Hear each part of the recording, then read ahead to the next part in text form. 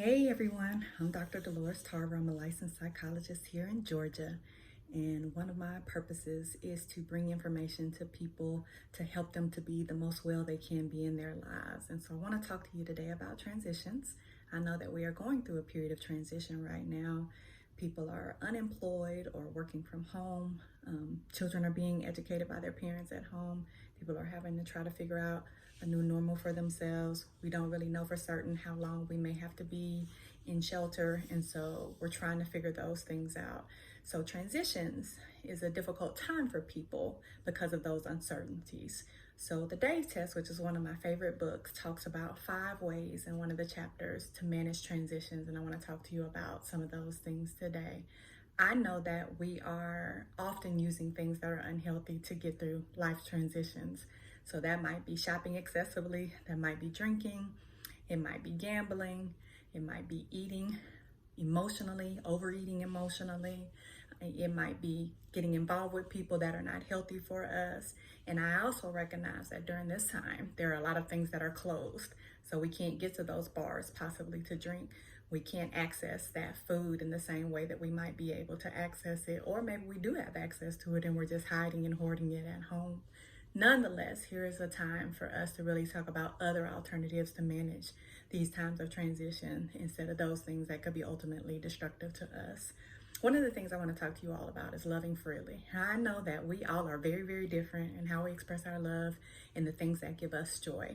And some of you are very, very frustrated right now because people keep posting pictures, talking about how they're trying to educate their children, posting pictures of themselves working out in isolation, or posting pictures of those grandbabies, right? But what we have to recognize is that we are all different. And what we don't want to do is take away from someone else's joy during this time.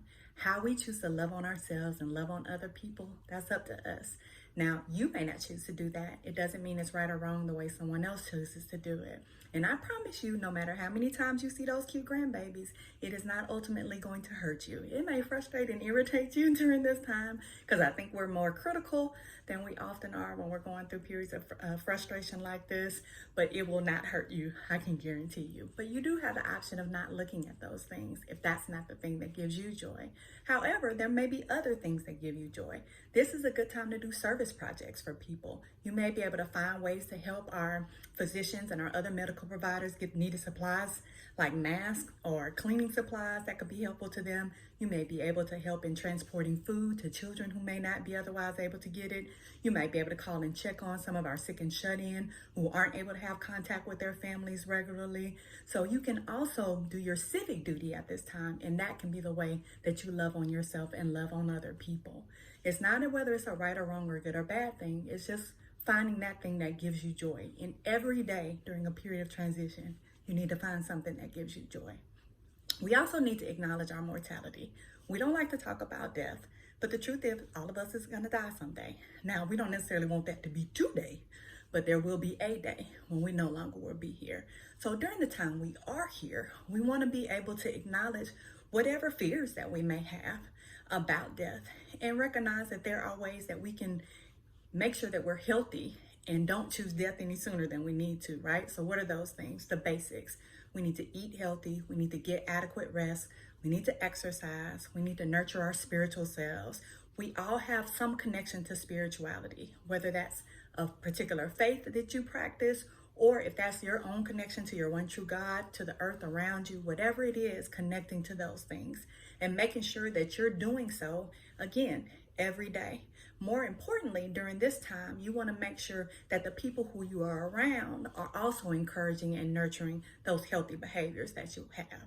We want to be available to ourselves, which means that good self-care, right? We need to set structure. Kids need structure and organization, but guess who else needs that structure? We do as an adult. So schedule your breaks during the day. Schedule your exercise during the day. Schedule that time to eat, which we often forget when we're taking care of other people. As you're scheduling their activities, schedule yours as well. Make sure that you're taking care of the smaller things that often get left behind, which is you, right? We often put ourselves on the back burner. You want to do small, meaningful tasks every day. but you don't want to get overwhelmed. You don't need to try to schedule 25 things to do in one day. Sometimes one thing is enough to do in a day, because when we don't end up doing those 25 things, then we're critical and we beat ourselves up. That's not helpful. So we want to be mindful of what we actually can accomplish in one day, and not tend to be as overzealous as sometimes we want to be. Recognize that you may be a little bit more tired these days because you may be managing kids at home, managing work from home, so it's harder to unplug. So it's very, very important that you do that unplugging at home as well. Being vulnerable. You do not have to pretend that you are okay when you are not. You should be anxious, fearful, stressed, depressed, maybe sad, lonely. All of those things are normal reactions to this period of a transition, particularly when we have to sometimes be at home and can't get out as much.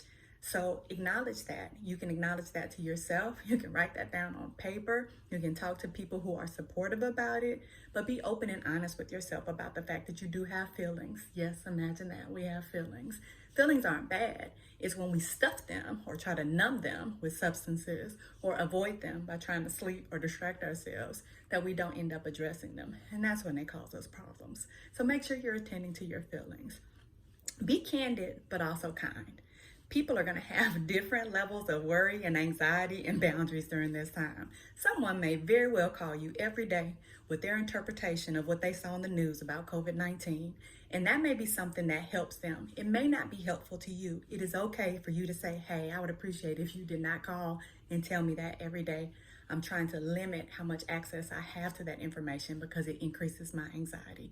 You don't have to go into any more detail. You don't have to argue with them about why you don't need to know that information. You can simply just go to the CDC as appropriate once per day, not obsessing about it, and allow yourself to get the information that you need. You also don't have to get up at 4 o'clock in the morning to go to see if the stores have restocked. If that's something that's going to interfere with your sleep and not allow you to have the quality rest that you need, because once you get up, it's hard for you to get back to sleep, it's okay for you to say no to that as well. In fact, it may be necessary for you to say no to that. We don't have to be rude about it. We don't have to be disrespectful about it. We don't have to criticize someone because they have different boundaries and needs around that. We just simply recognize that we're all in a different place, all right? What's really important about this whole thing is that you eat some plants, drink some water, get some exercise, get some rest, set some healthy boundaries, set some realistic expectations for yourself every day. Find some joys, find things to laugh about. I know this is a scary time, and I know that we're having loss. That doesn't mean that we can't find joy and smile too, right? So keep aware of that tension in your neck and your shoulders and your back. If that feels like that's getting more intense, that means that you're stressed and you're not managing your stress daily. Pay attention to your body, pay attention to your stomach, pay attention to your head. If you're having headaches, your stomach is really upset every day, pay attention. Your body will tell you when it's overwhelmed or when it's stressed, if it's not fed, if it's overfed, if it's exhausted, or if it's getting too much sleep. So listen and take care of you, okay? Be encouraged.